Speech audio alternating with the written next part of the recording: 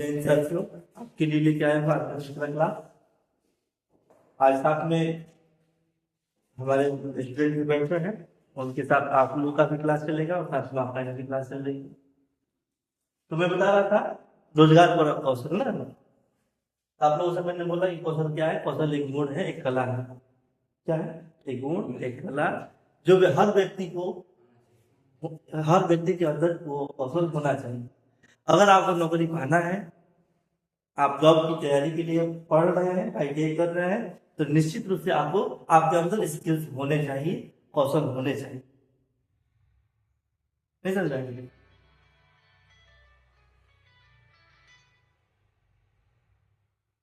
मैं अभी आप देखिए क्वेश्चन पे चलूंगा, लेकिन थोड़ा सा आप लोग साथ में बैठे हैं तो थोड़ा सा इस पर डिस्कस कर लेता हूँ।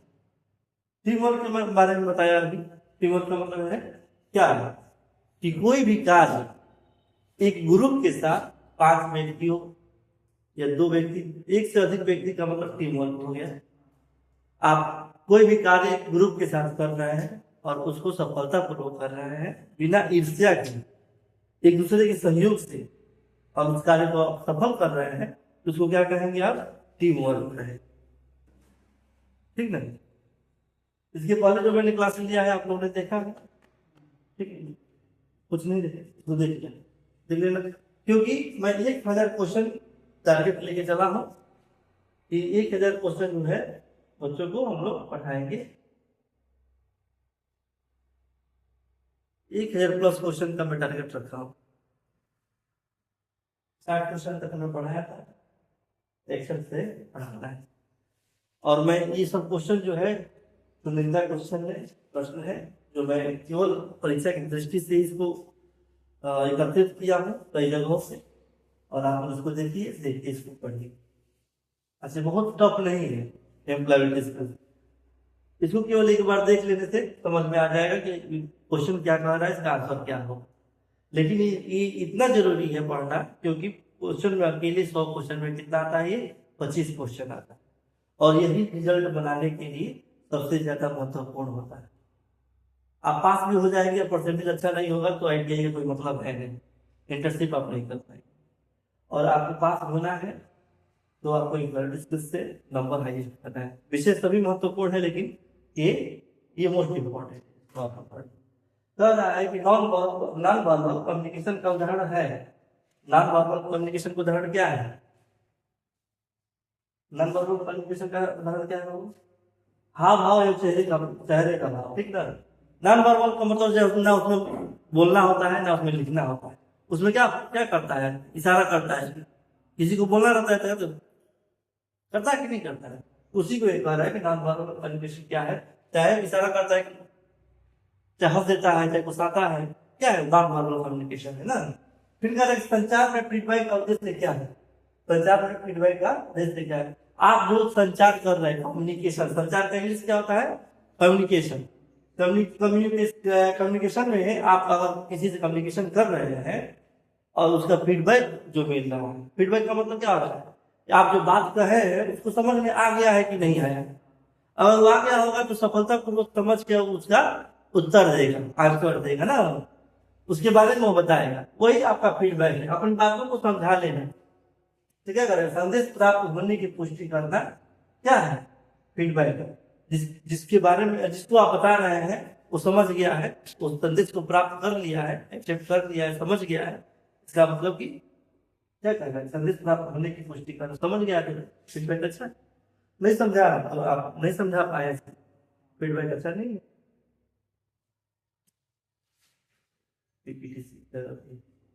किसी कार्य को प्राथमिकता के आधार पर व्यवस्थित करना कहलाता है। क्या कहलाता है? किसी कार्य को प्राथमिकता के आधार पर व्यवस्थित करना क्या कहलाता है? समय प्रबंधन। किसी कार्य को करने पर समय पर करना चाहिए। किसी कार्य को समय पर करना चाहिए। एक टारगेट बनाना चाहिए कि मुझे क्या करना है, कब करना है, कितनी समय में करना है। अगर आप कल को छोड़ेंगे तो कल होता जाए। इसीलिए आप जो है उसको तुरंत कीजिए, तुरंत समझिए और उसको खत्म कीजिए, कल से छोड़िए, ठीक ना? कार्यस्थल पर विवाद का सर्वोत्तम समाधान क्या है? बात के द्वारा समाधान, है ना? क्या कर रहा है? कार्यस्थल पर विवाद अगर हो गया तो सबसे ज्यादा सर्वोत्तम क्या होता है? ये देखिए, विवाह होकर उसके ऊपर लड़ाई झगड़ा मारपीट फिर करने लगे, तो इससे कुछ होने वाला नहीं है। उसमें क्या करना चाहिए? बातचीत से समाधान होना चाहिए ना। तो निम्न निम्न में से कौन सकारात्मक व्यक्तित्व का गुण है? जो सकारात्मक व्यक्तित्व का गुण होता है तो क्या माना जाएगा? क्या ईर्ष्या व्यक्ति के अंदर होता है तो सकारात्मक हो सकता है? नहीं हो सकता है। किसी के प्रति ईर्ष्या नहीं रखना चाहिए ना। हाँ, सद्भाव रखना चाहिए सबके साथ। व्यक्ति के अंदर अगर आलस्य हो तो भी सही नहीं है। क्या है? सकारात्मक व्यक्तित्व का गुण नहीं है। आलस्य नहीं होना चाहिए। अपने काम के प्रति क्या होना चाहिए? अपने काम के प्रति सक्रिय होना चाहिए कि मुझे काम करना है, आलस्य नहीं होना चाहिए, ठीक ना। आत्मविश्वास, ये सही है। क्या होना चाहिए व्यक्ति को? सकारात्मक गुण सबसे अच्छा क्या है? आत्मविश्वास। क्रोध व्यक्ति के अंदर नहीं होना चाहिए, शांत प्रवृत्ति का होना चाहिए ना। आत्मविश्वास यहाँ पे सही होना है। सब क्वेश्चन समझ में आए, पेपर में एकदम आराम से आप लोग करने जाएंगे, कोई टेंशन की बात नहीं। ठीक है, आ गया। आईसीटी का पूर्ण रूप क्या है? अभी मैंने क्या बताया? Information and communication technology. Information and communication technology, ये परीक्षा में आ सकता है। और इस प्रकार के हर जितने फुल फॉर्म वाले क्वेश्चन है उसका मैं एक अलग पीपीटी बनाऊंगा, एक अलग पीडीएफ बनाऊंगा और आप लोगों को डिस्कस करके उसको समझा दूंगा। उसको आप लोग याद कर लीजिएगा। उससे निश्चित रूप से क्वेश्चन आते हैं फुल फॉर्म से, ठीक। फिर कह रहा है कि फाइल को हटाने पर वह सामान्यतः कहाँ जाती है? कंप्यूटर में किसी फाइल को डिलीट करने पर, हटाने पर वो फाइल कहाँ जाती है? पहले रिसाइकल बिन। कहाँ जाती है? Recycle bin. सब याद कर लीजिए, कंप्यूटर का विषय है। होता क्या है? कंप्यूटर से कोई भी चीज डिलीट करेंगे तो परमानेंट डिलीट नहीं होगा। कहाँ जाएगा? पहले रिसाइकल बिन में जाएगा। और जब यहाँ से आप डिलीट कर देंगे तब वो डिलीट हो जाएगा, खत्म हो जाएगा, ठीक ना। फिर आगे कहा था कि एमएस एक्सेल में फार्मूला हमेशा किस चीज से प्रारंभ होता है? एमएस एक्सेल में सदैव कोई भी फार्मूला किस चीज से प्रारंभ होता है? इक्वल टू, ठीक ना। फिर कह रहा है कंट्रोल सी का उपयोग किस लिए किया जाता है?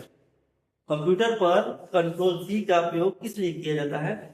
तो कंट्रोल सी का उपयोग किया जाता है कॉपी के लिए। कंट्रोल बी का उपयोग किस लिए किया जाता है? पेस्ट के लिए। वैसे ही कंट्रोल ए सेलेक्ट करने के लिए, ऑल सेलेक्ट, ठीक ना। वैसे कंट्रोल ए सेव करने के लिए, कंट्रोल पी प्रिंट करने के लिए। इसी तरीके का शॉर्टकट की है, आप लोगों को भी याद करना चाहिए, पेपर में आ सकता है, ठीक ना। फिर कह रहा है कि इंटरनेट पर जानकारी का संग्रह कहलाता है। इंटरनेट पर जानकारी कैसे मिलती है? वेबसाइट ना, ये सही है।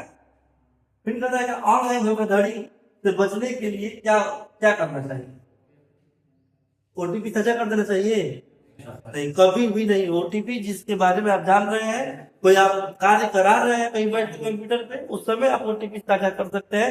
अन्यथा आप कभी भी किसी प्रकार का ओटीपी साझा मत कीजिएगा, अन्यथा हो सकता है कि आपके साथ कोई घटना घटित हो जाए, ठीक ना।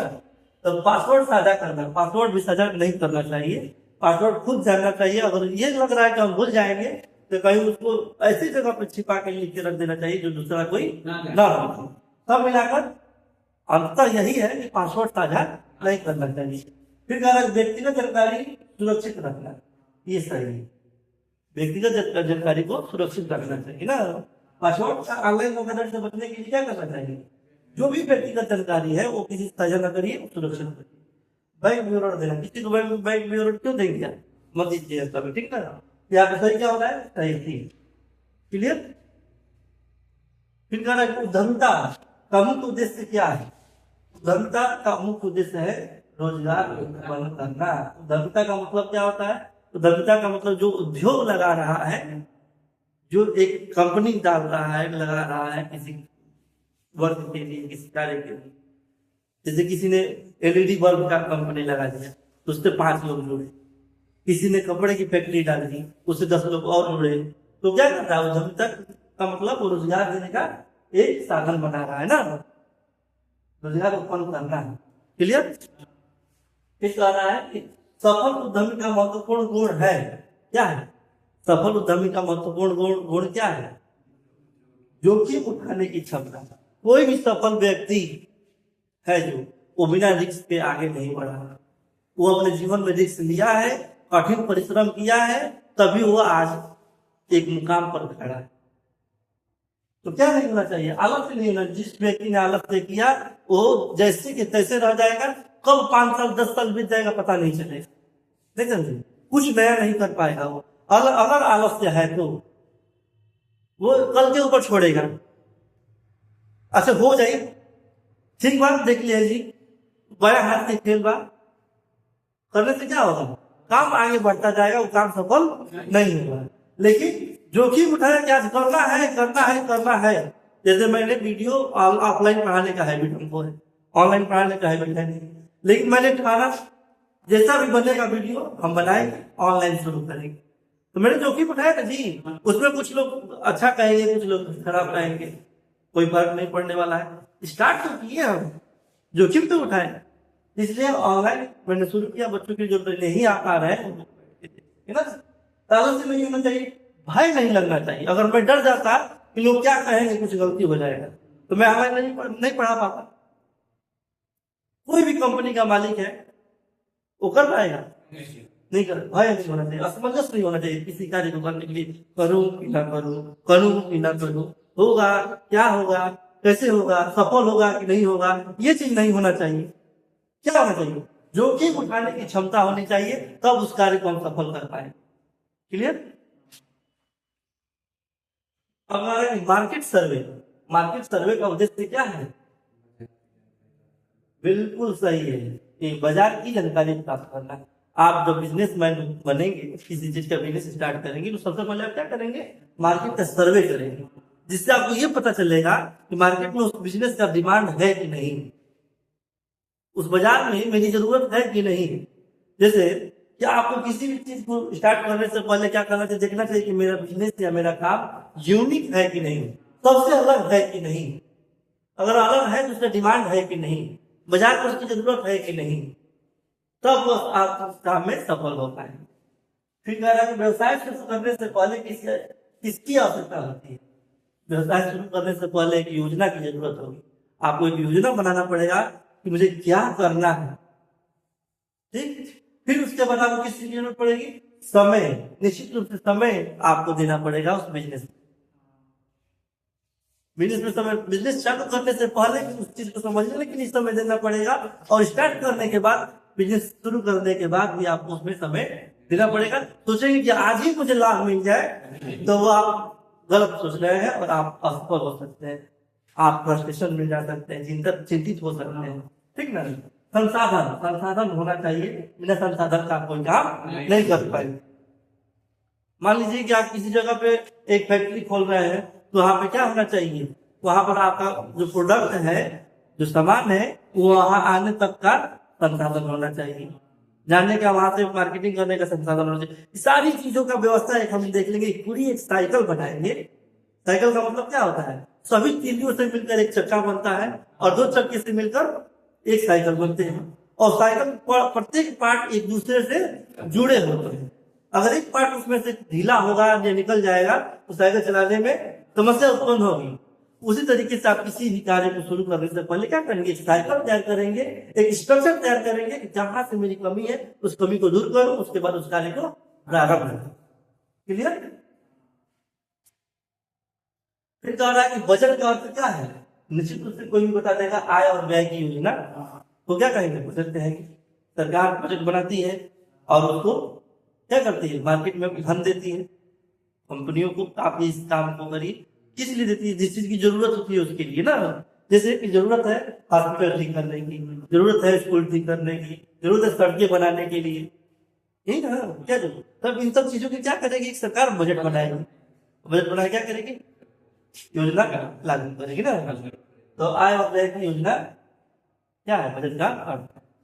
फिर कह रहा है आय से अधिक खर्च करने की स्थिति क्या कहलाती है, घाटा। आय से अधिक आप करेंगे खर्च तो क्या होगा, घाटा होगा कि नहीं होगा। मान लीजिए आप कमा रहे हैं 1 केजी भर, खर्च है आपके पास 1.5 रुपए का, तो आप क्या करेंगे, 50 पैसे जो है घाटे में जा रहे हैं।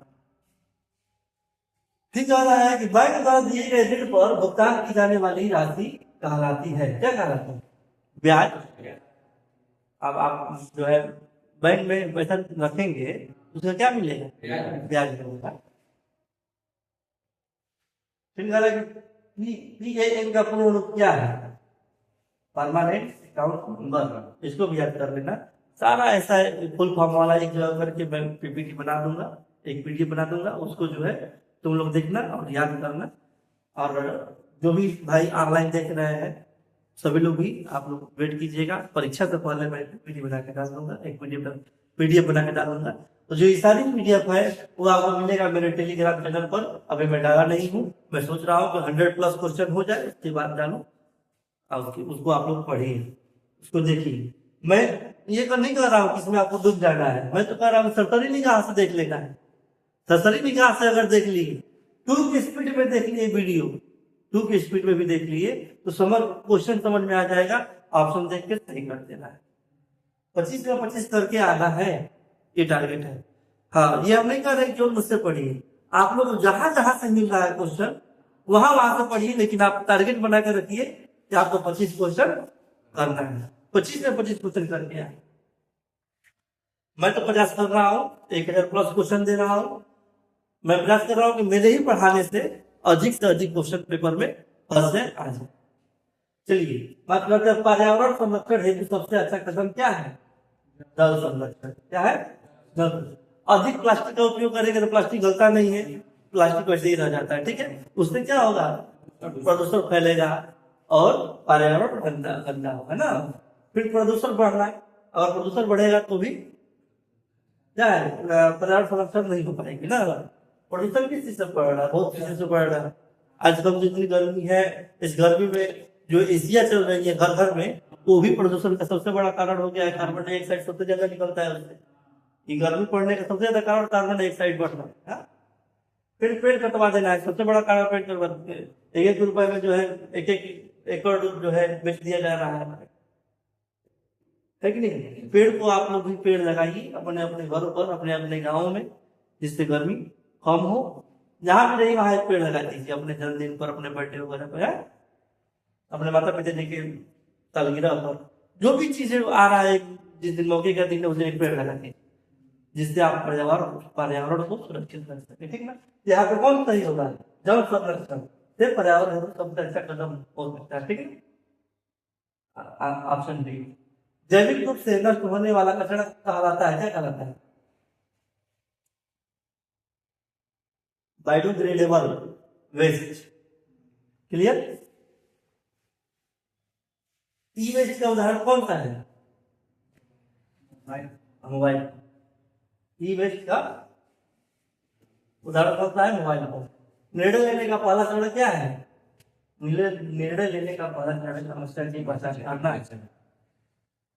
निर्णय लेने का पहला चरण, कोई भी समस्या हो रही है, निर्णय लेना है तो कैसे निर्णय लेना? स्पॉट निर्णय नहीं लेंगे, पहले समस्या की पहचान करेंगे, समस्या क्या है, उसके बाद उसका निर्णय लेंगे, ठीक है।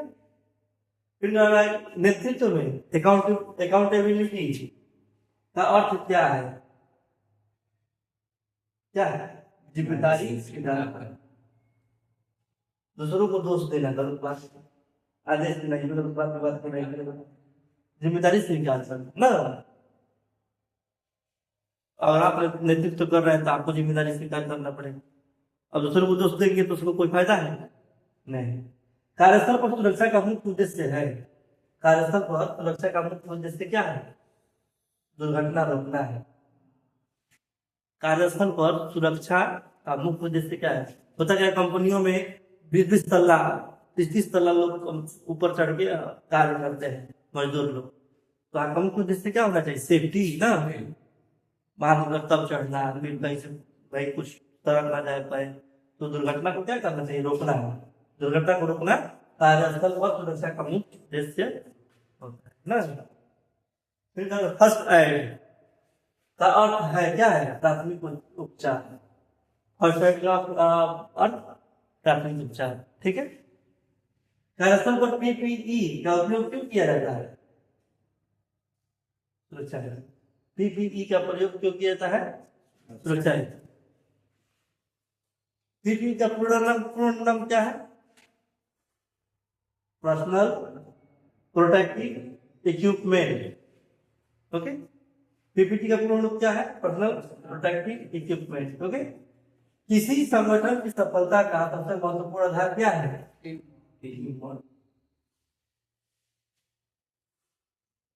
अच्छी क्लास, इतना ही। अब मैं तीसरी क्वेश्चन को लेकर चल रहा था, लेकिन अब मैं 50 क्वेश्चन को लेकर चलूंगा, जिससे आप लोग का जल्द से जल्द 1000 क्वेश्चन कंप्लीट हो जाए और आप लोग इसका लाभ लें। बार बार देखिए, 1000 क्वेश्चन कम नहीं होता है, ठीक ना। और उसमें से वो निश्चित रूप से 25 क्वेश्चन आना तय है। और मेरे साथ यूट्यूब पर बहुत सारे वीडियो है, बहुत सारे चैनल है, उनको भी आप देखिए। मेन उद्देश्य क्या है? मेन उद्देश्य यही है कि आप लोग को पास होना है, बैच करना है, ठीक ना। साथ में अदर विषय जो है उनको भी देखिए। ये नहीं कि एम्प्लॉयमेंट स्किल्स के चक्कर में उन सबको भी आप छोड़ दीजिए, ठीक ना। आज के लिए इतना ही। जय हिंद, जय भारत।